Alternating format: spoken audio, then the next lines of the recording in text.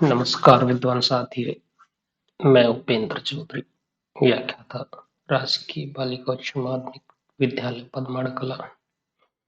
आपका स्वागत करता हूँ मेरे यूट्यूब चैनल ऑफ स्टूडेंट में। साथियों, जो अभी दिसंबर माह में मॉड्यूल 1 से 6 जो रीओपन किए गए हैं, उसका ये पहला मॉड्यूल है और हम इसको हल करते हैं। प्रयास करते हैं कि 20 में से 20 प्रश्न हम हल कर पाए। तो देखिए साथियों, पहला प्रश्न, स्कूली पाठ्यक्रम रिक्त स्थान से अपनी सामग्री चयन करता है। राष्ट्र, क्षेत्र, संस्कृति, परिवार। तो ये संस्कृति से करता है स्कूली पाठ्यक्रम। यहां अगर समाज होता तो समाज आंसर होता। नेक्स्ट प्रश्न देखिए, एक पाठ्यक्रम, तो एक पाठ्यक्रम जो है विषय और विषयों की वर्गवार और विषयवार सूची प्रदान करता है।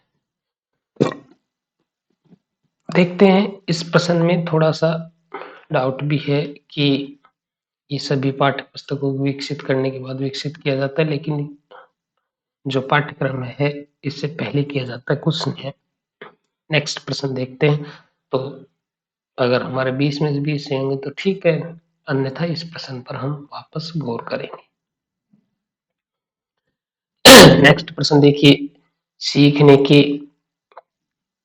प्रतिफल शिक्षकों की मदद करते हैं। तो देखिए, बच्चे ने क्या सीखा उसके बारे में कह रहा है। सीखने के प्रतिफल से तात्पर्य है तो पाठ्य पुस्तक से परे जाने में, हाँ ठीक है, पाठ्य पुस्तक से परे जाके केवल पाठ्य पुस्तक पर केंद्रित होकर ही हम उनकी सीखने के प्रतिफलों को नहीं जान सकते, तो ये बात सही है। पाठ्य पुस्तक सामग्री के अनुसार पाठों की योजना बनाने में, तो ये विकल्प गलत है, क्योंकि सीखने के प्रतिफल हम पाठ पढ़ा चुके हैं, पूरा कंप्लीट हो चुका, उसके बाद सीखने के प्रतिफल कह रहे हैं। तो पाठ योजना बनाना तो सीखने के प्रतिफल से पहले की प्रक्रिया है। नेक्स्ट, सभी बच्चों की जरूरतों को पूरा करने में, ये भी सही है। कक्षा में अनेक शिक्षा शास्त्रों का प्रयोग करने में कौन सा विकल्प उपरोक्त कथन का समर्थन करता है। तो अब देखिए, जो हमारे विकल्प हैं, तो 2 नंबर विकल्प छोड़ दीजिए, ये भी नहीं होगा, ये भी नहीं होगा, ये भी नहीं होगा। 1, 3 और 4 ये हमारा सही हो जाएगा। नेक्स्ट प्रश्न देखिए, निर्धारित समय में कवर की जाने वाली, तो एक निर्धारित समय में कवर की जाने वाली जो किसी विषय में शामिल किए जाने वाले विषयों या विषयों की रूपरेखा कहलाती है, पाठ्यक्रम कहलाते हैं। पाठ्यक्रम सिलेबस जो होता है एक निश्चित अवधि के लिए होता है। नेक्स्ट, यदि कोई एनसीईआरटी द्वारा विकसित पाठ्य पुस्तकों को अपनाता है तो उस राज्य के शिक्षकों को निम्न में से किस पर ध्यान देना चाहिए। तो राज्य के बच्चों की आवश्यकता के अनुसार विभिन्न अवधारणाओं का संदर्भ का ध्यान देना चाहिए। नेक्स्ट प्रश्न देखिए, पाठचर्या निर्माण करते समय पाठ्यक्रम को किसके बीच रखा है। तो एनसीएफ और पाठ्य पुस्तकों के बीच।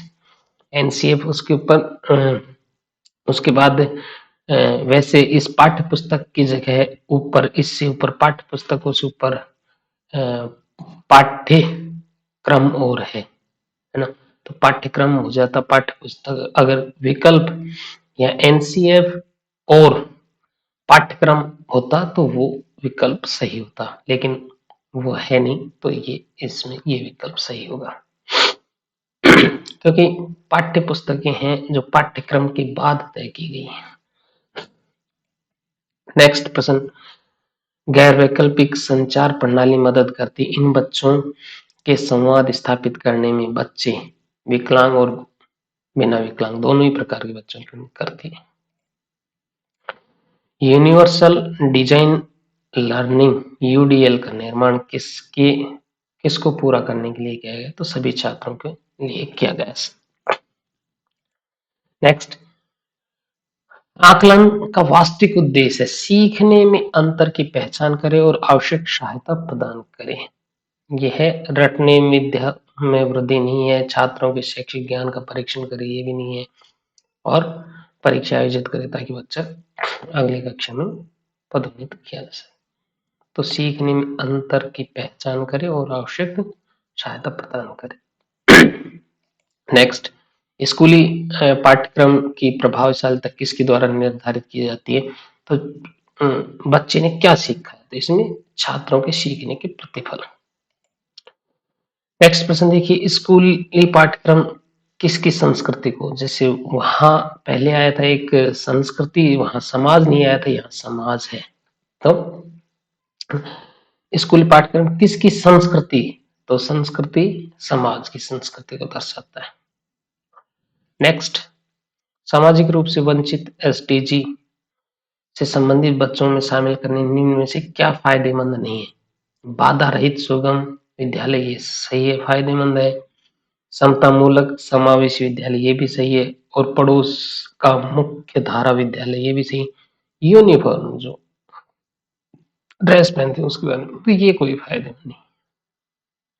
नेक्स्ट, पाठ्य पुस्तक के तत्वों को व्यवस्थित रूप में किया जाना, तो पाठचर्या का प्रारूप तय करते हैं, तो उसी हिसाब प्रारूप कहलाता है।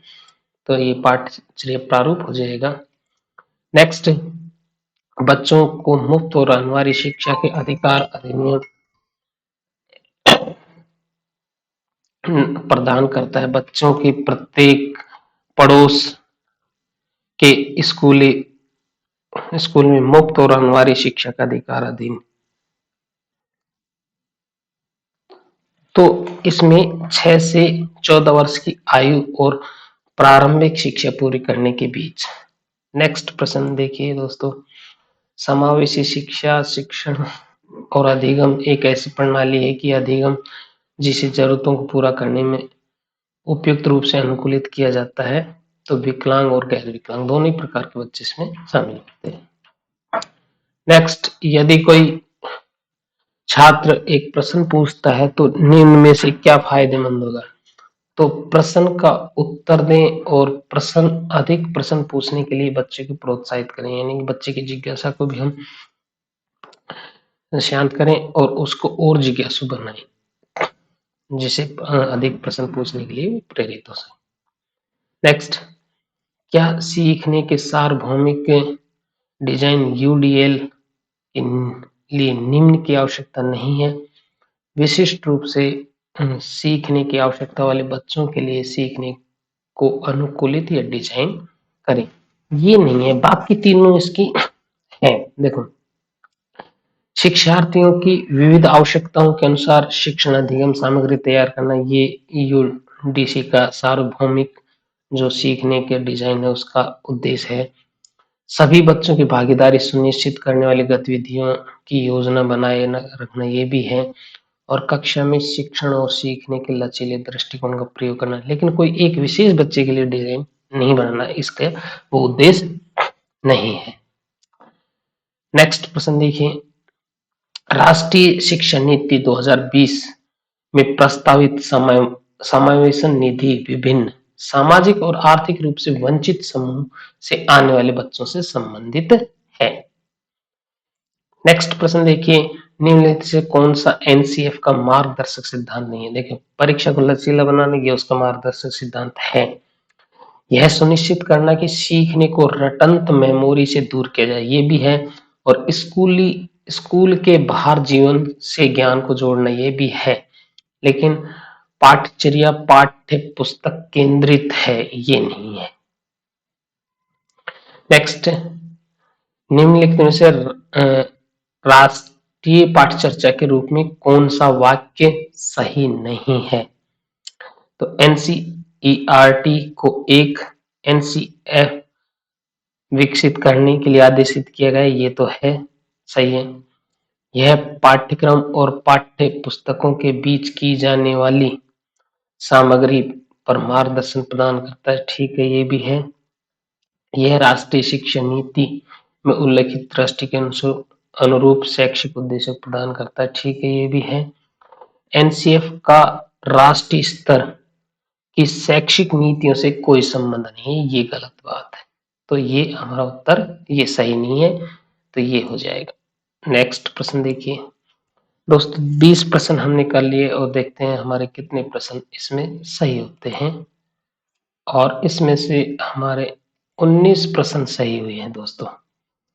तो जो एक प्रश्न पर मैंने डाउट किया था वहां रुके थे, तो शायद वो हो सकता है। तो हम देखते हैं, दो प्रयास, एक प्रयास हो चुका है, तो नेक्स्ट रीडू करते हैं। नए प्रश्न आएंगे, कुछ नए प्रश्न आएंगे, कुछ हम इसमें से देखेंगे तो उनको हल करके देखते हैं। तो अब देखिए, तो देखिए साथियों, नया प्रश्न आ गया है, समावेशी शिक्षा। तो समावेशी शिक्षा का एक आप ये ध्यान रखना सभी बच्चों के लिए, तो कक्षा में विविधता का जश्न मनाता है, ये इसमें सही हो जाएगा। नेक्स्ट देखिए, रिपीटेड प्रश्न है, यूडीएल की निम्न आवश्यकता है, तो किसी विशिष्ट रूप से सीखने वाले बच्चों के लिए अनुकूल डिजाइन करें, ये नहीं है, बाकी तीनों हम बात हो चुकी। पाठचर्या के घटकों में शामिल नहीं है, हाँ, तो ये शिक्षक की भर्ती करना, ट्रांसफर करना ये नहीं है। बाकी आकलन मूल्यांकन है, पाठ्यक्रम और पाठ्य पुस्तक है, शिक्षण रणनीतियां, तो हमारा ये विकल्प सही हो जाएगा। नेक्स्ट, आरटीआई अधिनियम कब? 2009 में तो ये अधिनियमित हुआ, पारित हुआ संसद से, और अप्रैल 2010 में लागू हुआ। नेक्स्ट, पाठचर्या, ये रिपीटेड प्रश्न है कि एनसीएफ का राष्ट्रीय शैक्षिक नीति से कोई संबंध नहीं है। नेक्स्ट, गुप्त पाठचर्या है, तो इसका मतलब कहीं कोई उल्लेख नहीं होता है जब टीचर्स अपने हिसाब से जो अनौपचारिक रूप से जो कक्षा में क्रियाएं कराता, वो वैसे तो अध्ययन के औपचारिक पाठ्यक्रम का हिस्सा नहीं होता, उसे गुप्त पाठचर्या कहते हैं। नेक्स्ट, ये रिपीटेड प्रश्न है, पाठचर्या प्रारूप है। नेक्स्ट, उचित समर्थन के साथ मुख्य धारा के पड़ोस में समाज के वंचित वर्ग में संबंधित शिक्षण को किस प्रकार समावेशी शिक्षा। नेक्स्ट, सीखने के प्रतिफल, ये रिपीटेड है, हम बात हो चुकी है इसकी, तो 2, 3, 4 हो जाएगा। यूडीएल का निर्माण किसके लिए भी, ये सभी छात्रों की आवश्यकताओं के लिए है। नेक्स्ट, कौन सा कथन पाठचर्या के लिए मान्य नहीं है, तो ये भारत में विभिन्न स्तरों के लिए शिक्षा का दृष्टिकोण प्रदान करता है, ये नहीं है। बाकी ये तीनों पाठचर्या संबंधित है कि यह देखो, यह स्कूल के शिक्षा के उद्देश्यों को लागू करने के लिए डिजाइन की गई एक नियोजित गतिविधि का एक समूह है, सही बात है। यह पाठ्यक्रम, पाठ्यपुस्तकों, शिक्षा शास्त्र और मूल्यांकन विधियों का को शामिल किया गया है। यह राष्ट्रीय पाठचर्या की रूपरेखा से विकसित होता है, तो ये नहीं होगा। नेक्स्ट, समावेशी शिक्षा, ये रिपीटेड प्रश्न है, विकलांग और गैर विकलांग दोनों तरह के बच्चों के लिए है। नेक्स्ट, पाठ्यक्रम का एक घटक नहीं है, तो उद्देश्य और सीखने के प्रतिफल है, शिक्षण और अधिगम प्रक्रिया है, मूल्यांकन है, लेकिन डिजाइन नहीं है। नेक्स्ट, समावेशी कक्षा के निर्माण में कौन महत्वपूर्ण नहीं है, शिक्षक की भूमिका महत्वपूर्ण होती है, समुदाय की भूमिका भी महत्वपूर्ण होती है, और विद्यालय का स्थान भी है, लेकिन माता पिता का इसमें कोई ज्यादा रोल नहीं होता है, तो माता पिता का सहयोग समावेशी कक्षा के लिए महत्वपूर्ण नहीं है। वैसे तो है माता पिता का सहयोग भी हर, लेकिन अब इन चारों विकल्पों में से हमें चुनना है, तो सबसे कम सहयोग समावेशी कक्षा के लिए माता पिता का सहयोग है। ये रिपीटेड प्रश्न 6 से 14 वर्ष और प्रारंभिक शिक्षा पूरी करने तक है, आरटी ई एक्ट अधिनियम। नेक्स्ट, निर्धारित समय में रिपीटेड प्रश्न कवर किए पाठ्यक्रम, एक पाठ्यक्रम। अब साथियों, इसका उत्तर मैंने ये बदला है कि सभी पाठ्य पुस्तकों को विकसित करने के बाद पहले हमने ये विषय और विषय वर्ग सूची प्रदान करना ये दिया था। देखते हैं कितने प्रश्न सही होते हैं।